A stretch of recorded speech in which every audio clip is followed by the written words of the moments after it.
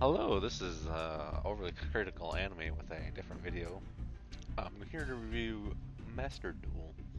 You can see YOLO Swag 420 here.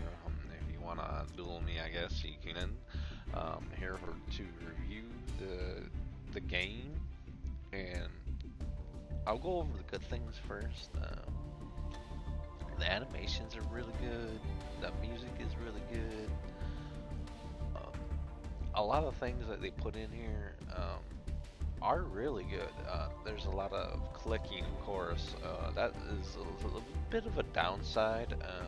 Duels take a little bit longer than they should, and I like it in a way because it prevents a lot of misclicking. You have to check. You have to usually click twice. Like if you want to attack a monster, you go to attack, and you make sure which monster you attack. So it prevents you from misclicking, but that takes a little bit more time. So that's just like a little bit of a minor complaint. I do have major complaints about the economy. There's definitely some concerns I have. We're gonna look how much these cost, and it's about 3,500 gems for 30 bucks. I think not terrible, but not all that good.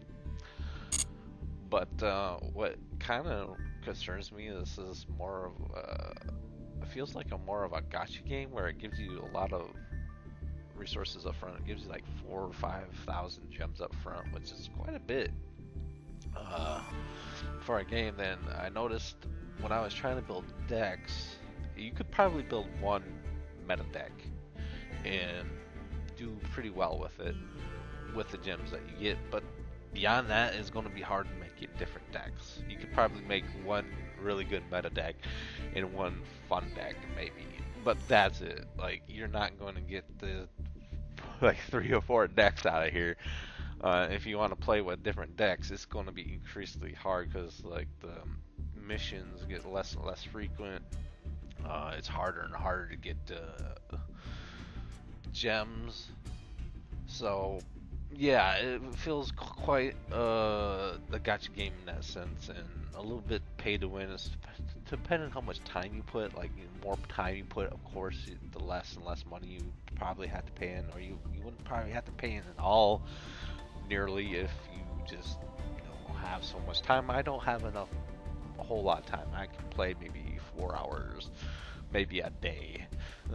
So if you have like a life or a job or stuff like that, like it's going to be way more difficult. You feel like the pressures of trying to buy uh, gems. I probably won't, but that's just something that they do. Mainly a lot of cards. We'll look at this card. Are locked under the super ultra rare thing. And what I'd like to see is these, I guess commons, uncommons, super rare, and ultra rare, I guess, would be upcrafting. This would be really, really nice if it's something ridiculous to like 500 to 50. 500 to 50, 500 to 50, or whatever system they want to implement. That would alleviate trying to get, a lot of points here because you need a lot of, ultra rare points to copy or craft other things.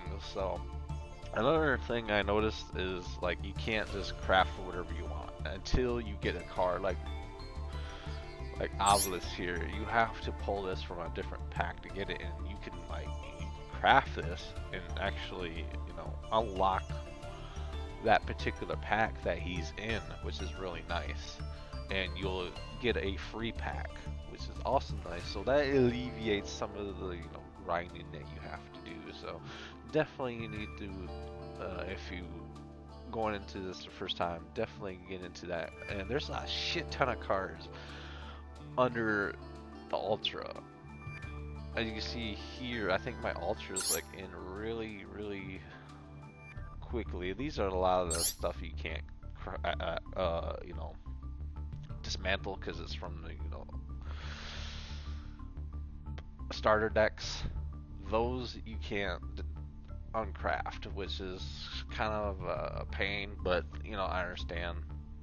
I did, dismantle a lot of my ultras that I wasn't using, but you can see a lot of the stuff is locked under ultra. That's how they pretty much make their money. And I understand, like, they can't make it way too fucking easy for you to just make, 4 or 5 decks and you're just willy-nilly. One thing I have about the solo mode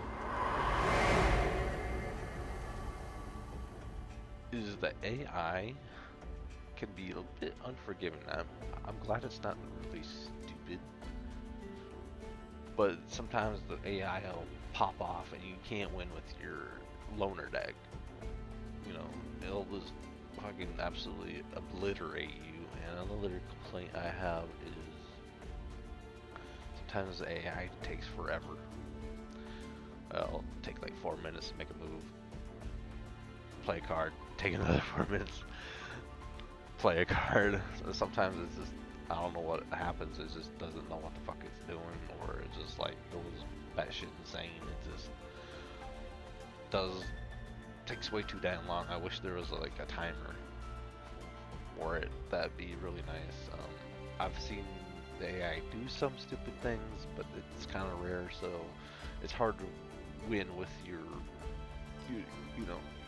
loner deck and to unlock some of the shit that's going on here.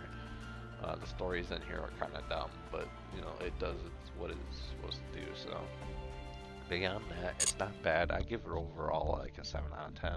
I do like this dual pass, though it could probably be a little bit better with its I guess its rewards, because they're really low. You see the 10, 10, 10, 10. It gives you like 3, 3. It doesn't seem like it's all that rewarding. I have it all the way up to 27. It helps to win. To get your level up, you don't have to win. You can just you can lose, still get experience. It's just not as much. You can see I'm silver. You're going to need a really good meta deck once you get to silver. Unfortunately, I found out like I have like a decent deck, but it's not like super meta or anything, and I'm getting my ass kicked. It's hard to win now. You have to win in your first or second turn into silver. During the, I guess, bronze, I was winning quite frequently. I only lost maybe 2 or 3 duels in a bronze tier. Once you get to silver, it gets extremely difficult to win. So I was just a little bit surprised of how,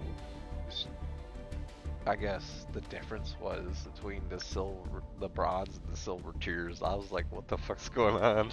I was losing like first turn, 1 turn. Maybe I get 3 turns if I was lucky, 3, 4 turns. So this is something to be aware of if you play online. Definitely have a very powerful meta deck before going into silver.